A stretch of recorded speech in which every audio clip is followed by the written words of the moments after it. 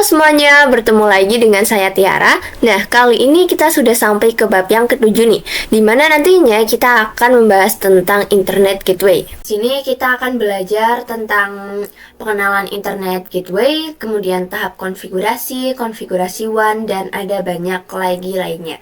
Oke, langsung aja kita bahas. Oke, langsung aja di sini kalian buka virtual machine untuk pinetnya, kemudian kalian jangan lupa akses di Pinet Lab-nya. Nah, jika sudah diakses, ini kita akan membuat yang baru. Ini kita buat add new lab, misal namanya itu di sini sebagai Internet Gateway. Kemudian kita add. Nah, oke, pertama kita akan membuat dari yang sini dulu teman-teman, yaitu netnya. Di sini kita bisa klik kanan, kemudian network. Nah, di sini namanya net, untuk tipe-nya manajemen cloud. Kemudian langsung aja kita save. Kemudian di sini kita akan menambahkan router board. Mikrotik, kemudian ini saya buat 64 saja. Di bagian kemu option teman-teman bisa hapus saja. Kemudian save. Nah, kemudian di sini terdapat switch nih, switch Cisco. Nah, caranya itu kita bisa mengunduh dulu image dari perangkat si switchnya itu. Nah, cara untuk mendapatkan file image dari perangkat switch Cisco-nya, teman-teman klikkan yang Lab Hub, terus buka yang di sini. Kemudian pilih yang Google Drive. Di sini pilih yang UNET Lab 2. Nah, di sini kita klik yang bagian add-ons. Kita yang IOL. Kemudian bin. Nah, kemudian teman-teman bisa download file image untuk switch Cisco-nya, yaitu yang ini, yang di layer 2. Teman-teman bisa pakai yang versi terbaru maupun yang versi 2018. Jika sudah terdownload file image-nya, teman-teman bisa buka aplikasi WinSCP-nya. Bisa di-open.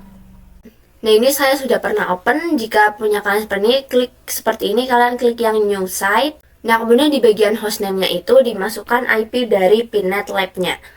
Di sini IP dari Pinet Lab saya itu ini 192.168. Ini saya copy dulu.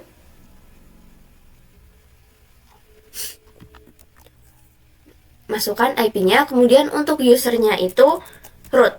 Nah, kemudian masukkan password sesuai dengan password kalian. Atau kalau kalian belum konfigurasi password, password defaultnya itu adalah Pinet. Kemudian di login. Nah, jika sudah, teman-teman klik yang bagian sini yang di rootnya. Ini klik yang folder. Kemudian klik yang bagian OPT, terus kemudian UNET Lab. Kemudian add-ons, IOL, kemudian yang bin.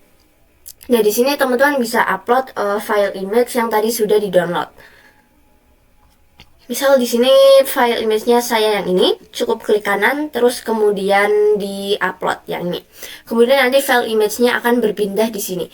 Nah, setelah itu teman-teman bisa pergi ke Pinet Lab-nya lagi. Ini saya close dulu. Nah, setelah itu kita fix permission-nya nih. Pergi ke sistem, kemudian sistem setting. Nah, teman-teman klik yang fix permission. Jika sudah sukses, teman-teman bisa kembali ke main-nya dan kita bisa lanjut untuk membuat topologi yang akan kita belajari. Oke, ini kita buka lagi, open. Nah, kita bisa klik kanan, add node. Nah, teman-teman bisa lihat di sini sudah ada Cisco IOL. Kita tambahkan saja. Untuk iconnya di sini, misal saya akan merubahnya jadi switch yang ini. Kemudian teman-teman scroll saja, terus di save. Nah, sudah ada switchnya nih. Nah, setelah itu teman-teman kita akan menambahkan VPC 1 sampai VPC 5. Oke, langsung aja kita add.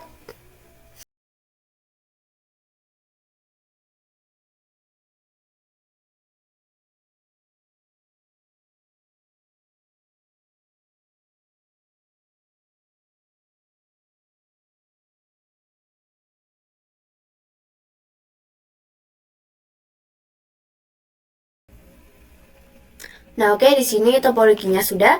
Sekarang kita tinggal menghubungkan seperti ini. Untuk dari ISP ke router board, ini menggunakan Ether 1. Oke, langsung aja kita hubungkan ini ke router board. Kita save.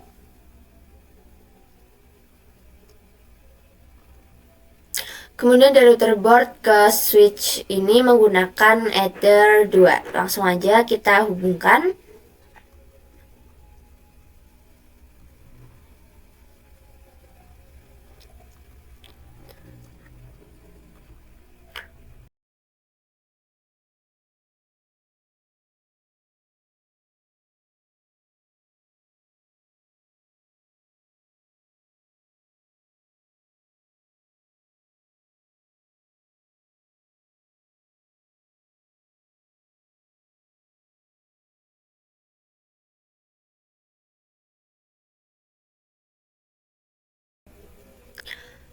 Nah, di sini kita coba dari switch ke yang VPC 4, kita save. Nah, ini nggak bisa teman-teman. Kenapa? Karena kita belum setting untuk interface-nya. Nah, di switch yang ini kita bisa klik yang ini, bagian edit. Kemudian sekalian saya juga akan merubah namanya menjadi switch, misal switch Cisco. Nah, di sini di bagian Ethernet-nya kita naikkan menjadi 6. Misal 6 kemudian save. Nah, di sini kita coba hubungkan lagi dari switch sini ke VPC. Kita save. Nah, maka di sini sudah bisa. Kemudian lagi dari sini ke dari switch sini ke yang VPC 5. Kemudian kita save. Nah, oke, di sini saya akan coba dulu untuk merapihkan topologinya.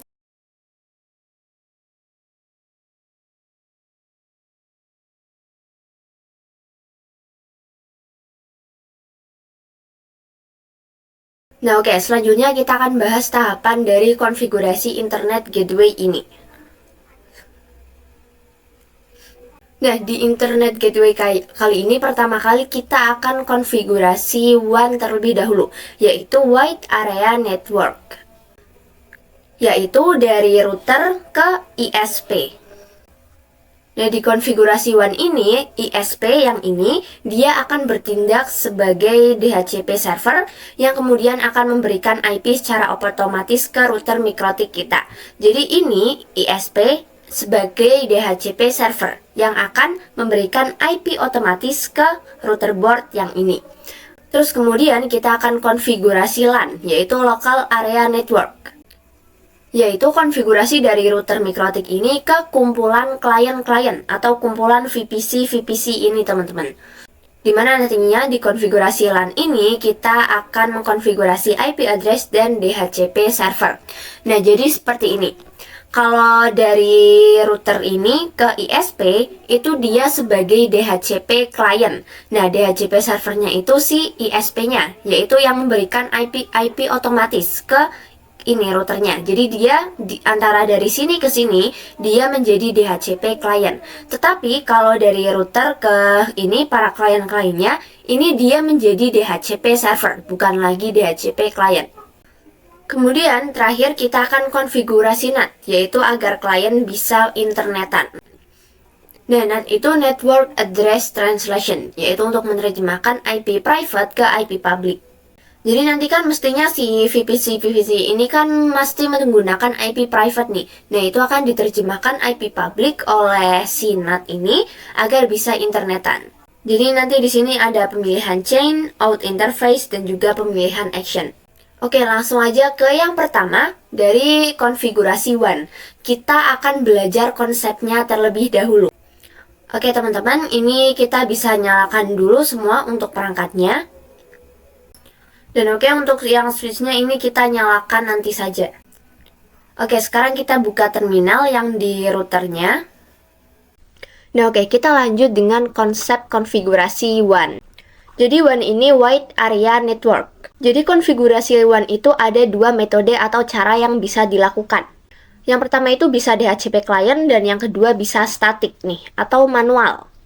Nah, untuk DHCP client itu apabila si ISP yang ini itu dia menyediakan DHCP server, layanan DHCP server. Kalau nggak ada layanan DHCP itu, Mikrotik nggak akan dapat IP address-nya.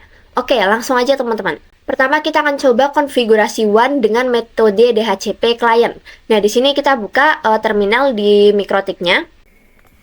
Nah, oke, di sini saya sudah buka terminal dari router board-nya yang ini. Di sini saya akan login dengan user saya yang sebelumnya sudah saya buat. Teman-teman kalau mengikuti dari awal pasti sudah tahu kalau kita sudah membuat satu user. Nah, kita akan langsung konfigurasi WAN dengan metode DHCP client. DHCP client ini ketika si ISP itu dia menyediakan DHCP server. Nah, tapi teman-teman, parameter yang akan kita dapatkan dari konfigurasi DHCP client ini ada 3. Yang pertama yaitu IP address, kedua DNS, dan ketiga ada gateway. Jadi ini by default-nya itu sudah terkonfigurasi di DHCP client. Nah, cara ceknya itu kita gunakan perintah IP, terus DHCP strip client, terus kita perintah print. Oke, enter. Nah, ini tuh IP DHCP client yang kita dapat secara default. Nah, kita akan hapus ini karena nantinya kita akan belajar dari 0. Nah, cara hapusnya itu kita pergi ke ini dulu, IP DHCP client, kita enter. Setelah itu kita coba print. Oke, di sini sudah ada yang tadi, yang default. Nah, kita coba print detail. Enter. Nah, di sini ada parameter yang tadi saya sebutkan, teman-teman. Yang di sini ada IP, ini mungkin tertutup ya, teman-teman. Oke, ini coba lagi. 192.168.13.149. Terus di sini juga ada gateway. Nah, ini parameter gateway yang tadi saya sebutkan. Nah, di sini untuk gateway-nya kita tulis nih, teman-teman. Kalian harus catat. Di sini kita dapat gateway 192.168 terus 13.2. Nah, terus kita juga dapat parameter DNS yaitu yang ini. Oke, di sini kita coba print lagi. Nah, di sini sudah ada yang default yang sudah kita dapat. Nah, kita akan hapus IP DHCP secara defaultnya nih. Caranya itu kita bisa remove terus number. Nah, di situ tertulis di number 0. Kita enter. Ini kita coba print. Nah, oke, sudah nggak ada ya teman-teman. Nah, lanjut ke konfigurasi DHCP kliennya. Perintahnya itu seperti ini. IP DHCP strip client, terus add. Nah, di sini tambahkan interface. Di sini misal saya akan menggunakan adder 1. Terus disable sama dengan no.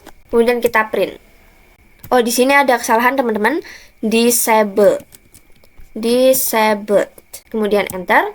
Oh iya, di sini saya lupa teman-teman, kita kembali dulu nih. Nah, baru kita jalankan perintah seperti ini, di enter. Nah, oke, sudah. Kita coba IP address terus print. Oke, IP address print. Nah, di sini kita sudah mendapatkan IP DHCP kliennya yang tadi kita konfigurasi di sini. Nah, selanjutnya kita coba untuk buka di Winbox. Nah, di sini sudah langsung terdeteksi Mikrotik kita nih. Kalau punya saya yang ini, nah kita akan login dengan user yang sebelumnya, Tiara, passwordnya 12345. Di sini connect.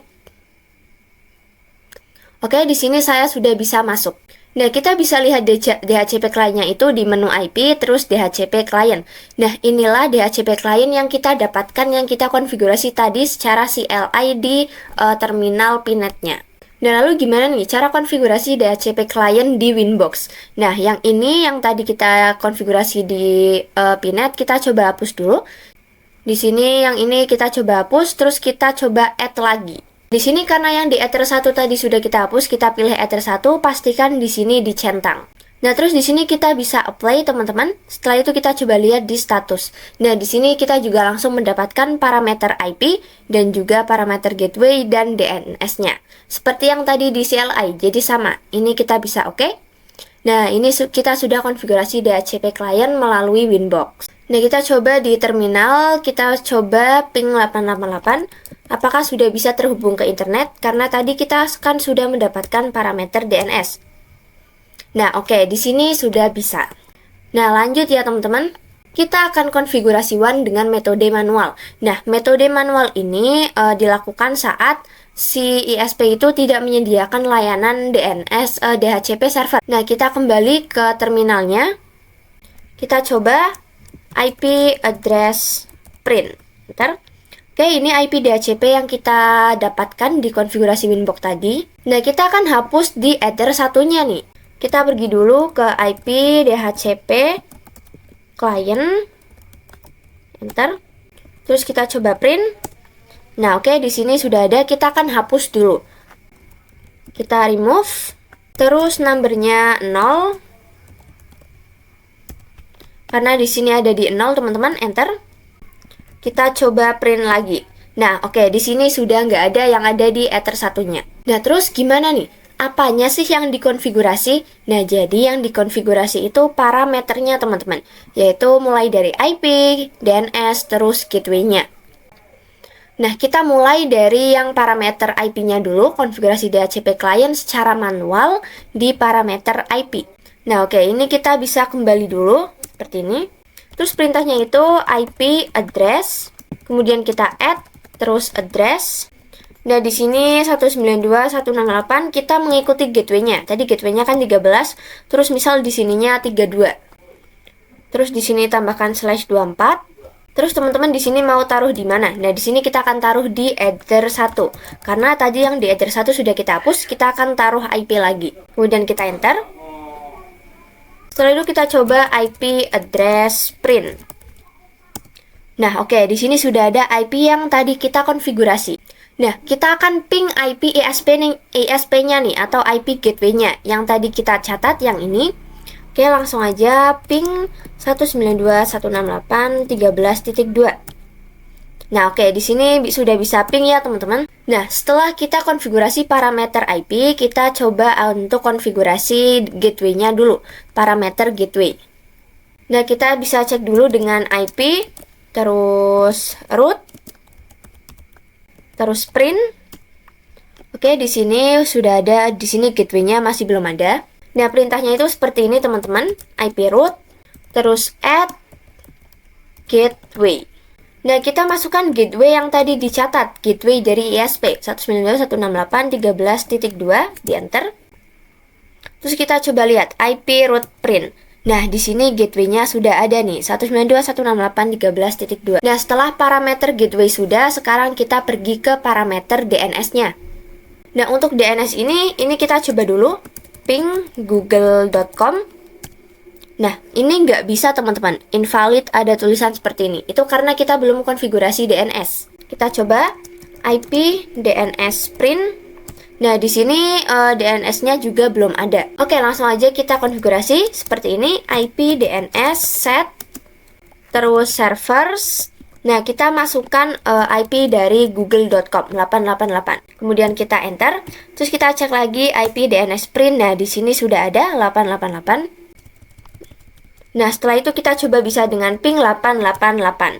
Oke, di sini sudah bisa. Nah, ini kan konfigurasi secara CLI-nya atau di terminalnya. Nah, sekarang gimana konfigurasi secara tampilan atau yang di Winbox-nya? Nah, caranya itu kita bisa pergi ke IP, terus addresses. Nah, misal di sini di header 1 kita hilangkan dulu. Nah, kita bisa klik yang plus. Nah, di sini kita konfigurasi untuk yang parameter IP-nya nih. Misal 192.168.13 tadi 32. Nah, di sini kita pilih yang header 1, terus kita apply, terus oke. Nah, selanjutnya untuk konfigurasi parameter gateway-nya. Nah, ini kita bisa pergi ke sini, teman-teman, IP, terus ke bagian yang routes. Nah, ini ada konfigurasi yang tadi kita di CLI, teman-teman, yang di terminal. Nah, ini kita bisa dihapus. Nah, kalau pengen konfigurasi di terminal gimana, teman-teman? Kita klik yang ini. Nah, caranya itu klik yang ini. Terus untuk yang gateway-nya, nah ini kita bisa isi dengan IP yang di ISP. Tadi kan 192.168 titik berapa? 13 dan 32. Nah, jika sudah ini bisa di-apply terus oke. Jadi begitu caranya. Lalu gimana nih kalau yang untuk parameter DNS-nya? Nah, kita itu bisa pergi ke bagian IP, terus pergi ke yang bagian DNS. Nah, di sini untuk serversnya itu kita tuliskan 888, kemudian di-apply dan di-oke. Nah, oke, tadi kita sudah membahas tentang konfigurasi WAN-nya nih, Wide Area Network. Sekarang kita balik lagi ke topologinya yang di sini. Untuk WAN itu kan berarti dari router board ke ISP atau mereka berdua ini. Nah, sekarang kita fokus ke konfigurasi lainnya. Jadi dari sini ke para klien-kliennya. Nah, di router board ini nantinya kita akan konfigurasi DHCP server agar si PC klien-klien ini mendapatkan IP. Kalau dari sini ke sini, ini dia bertindak sebagai DHCP klien, servernya yang ini. Nah, sedangkan kalau dari sini ke sini, itu dia sebagai yang DHCP server. Oke, kita bisa buka Winbox-nya, terus pergi ke IP addresses. Nah, di sini lihat teman-teman, yang mengarah ke arah klien itu kan dia menggunakan Ether 2 yang ini. Nah, oleh karena itu kita definisikan nih, misal IP-nya 192.168.88.1/24. Nah, untuk header-nya kita pilih header yang tadi arah klien, yaitu Ether 2. Nah, kita bisa apply, terus oke. Nah, untuk konfigurasi DHCP servernya kita pergi ke IP, terus DHCP server. Nah, terus kita bisa pergi ke DHCP setup. Nah, di sini kita pilih Ether 2 yang mengarah ke klien. Kita bisa next. Nah, ini benar networknya 88.0 karena IP di Ether 2-nya itu 88.1. Nah, kita coba next. Itunya benar si IP Ether 2 yang tadi 88.1, kita next.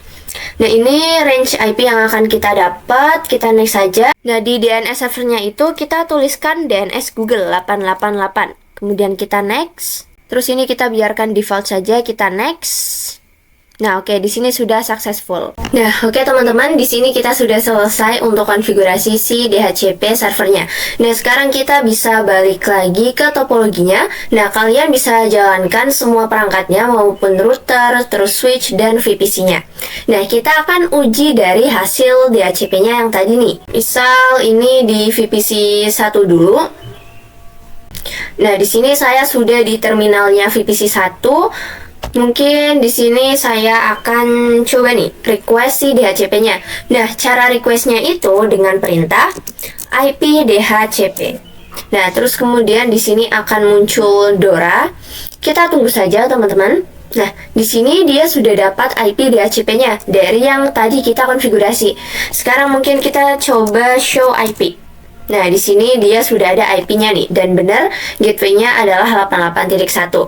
Sekarang kita coba juga di VPC 2. Kita coba IP DHCP.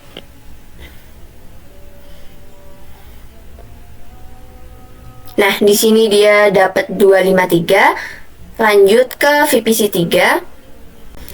IP DHCP.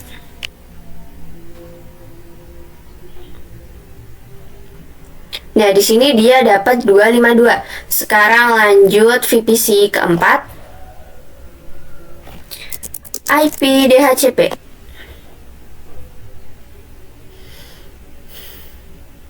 Nah, dia dapat 251. Terakhir kita coba di VPC 5. Langsung aja IP DHCP.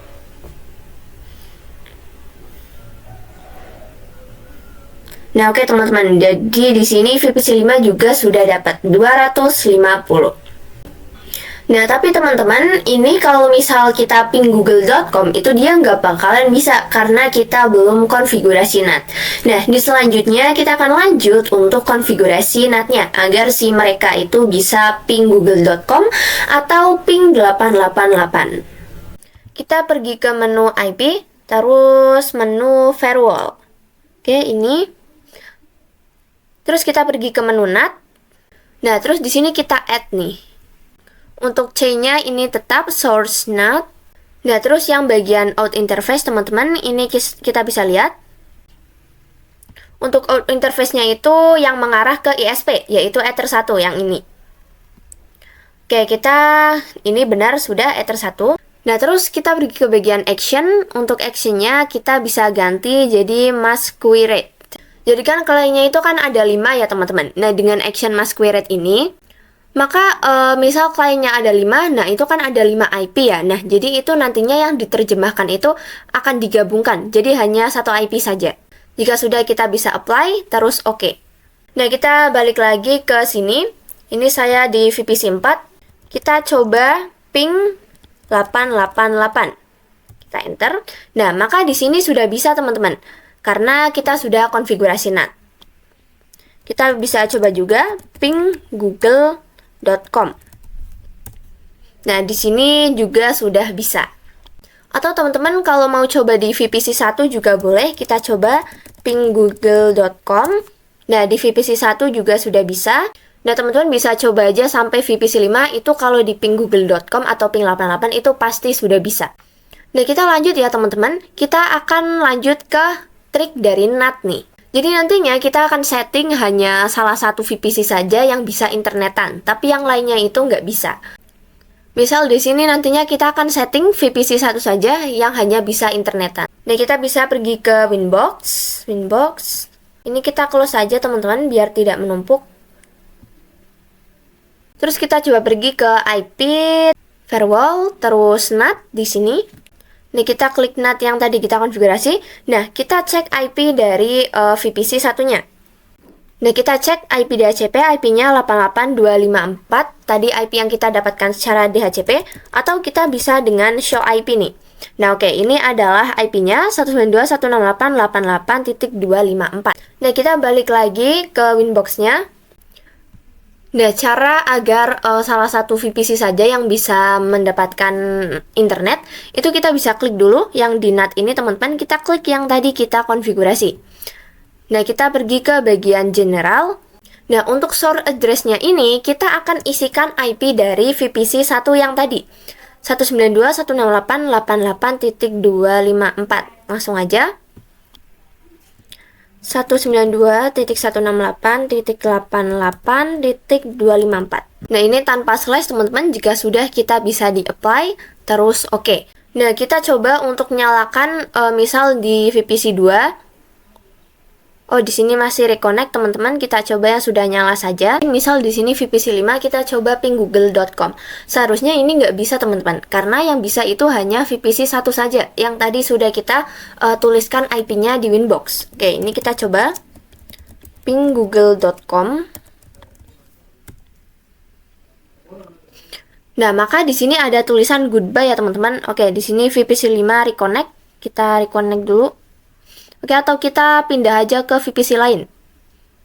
Nah, oke, misal kita pindah di VPC 4, kita coba ping google.com. Nah, maka di sini juga goodbye nih teman-teman. Terdapat tulisan goodbye. Itu karena tadi kita sudah konfigurasi NAT hanya untuk VPC 1 saja. Nah, sekarang kita coba di VPC satunya nih. Kita coba ping google.com, ini mesti bisa. Nah, di sini untuk yang VPC 1 itu tentu saja bisa, karena tadi kita konfigurasi IP-nya dari VPC 1, sedangkan VPC lainnya itu nggak akan bisa terhubung ke internet. Oke, kita akan merapikan dulu ya teman-teman, kita coba hapus untuk yang di sini. Oke, kita balik lagi ke Winbox-nya, kita akan mengembalikan agar semua VPC bisa akses internet. Kita bisa pergi yang ini teman-teman, source address. Di sini kita naikkan saja nih, biar hilang. Oke, di sini naikkan biar hilang, terus kita apply, kemudian oke. Nah, di sini source address-nya sudah nggak ada. Kita coba ping google.com untuk semua VPC, apakah sudah bisa atau belum? Oke, untuk kita ke VPC 1 dulu. Nah, tentu sudah bisa teman-teman. Terus kita misal coba di VPC 3, kita bisa ping google.com, apakah sudah bisa atau belum? Nah, di sini juga VPC 3 sudah bisa. Nah, kalian bisa coba aja untuk ping google.com, semua PC-nya itu sudah dipastikan akan bisa, karena tadi konfigurasi NAT yang khusus PC VPC satunya sudah kita hapus. Nah, selanjutnya kita akan bahas tentang ARP nih. Nah, jadi teman-teman, ARP itu adalah Address Resolution Protocol nih, yang digunakan untuk mapping IP address layer 3 dengan MAC address atau yang di layer 2. Nah, untuk cara kerjanya seperti ini teman-teman. Misal di sini untuk VPC 3 itu dia akan terkoneksi ke internet atau mengkoneksikan ke internet yang ini. Nah, nanti itu ARP-nya akan dicatat di router di sini. Dan ARP tersebut akan dicatat di ARP table, di mana ARP itu dicatat ketika ada paket yang masuk ataupun paket yang keluar dari router. Nah, misal di sini saya coba buka VPC 2. Oke, kita bisa show IP. Oke, IP-nya 88.254. Nah, kita coba ping google.com. Oke, di sini sudah terhubung ya, teman-teman. Kita coba ke Winbox-nya nih. Nah, di Winbox kita pergi ke menu IP ARP. Nah, di sini kita lihat IP-nya. IP-nya 88254. Nah, di sini sudah ada teman-teman. Karena tadi kita sudah request untuk koneksi internet dengan ping 88. Nah, ini adalah ARP tabelnya. Maka di sini sudah tercatat untuk IP yang tadi VPC satunya. Nah, selain di VPC-nya, si ARP ini juga bisa di routernya nih teman-teman. Router MikroTik kita. Nah, teman-teman kalau coba di terminal, terus ping terminal ini di sini, terus coba ping 88, nanti pasti di sini akan muncul IP dari router kita. Jadi kira-kira seperti itu teman-teman untuk ARP-nya. Dan saya rasa cukup saja untuk pertemuan kita kali ini. Terima kasih banyak sudah menonton dan sampai jumpa di episode selanjutnya.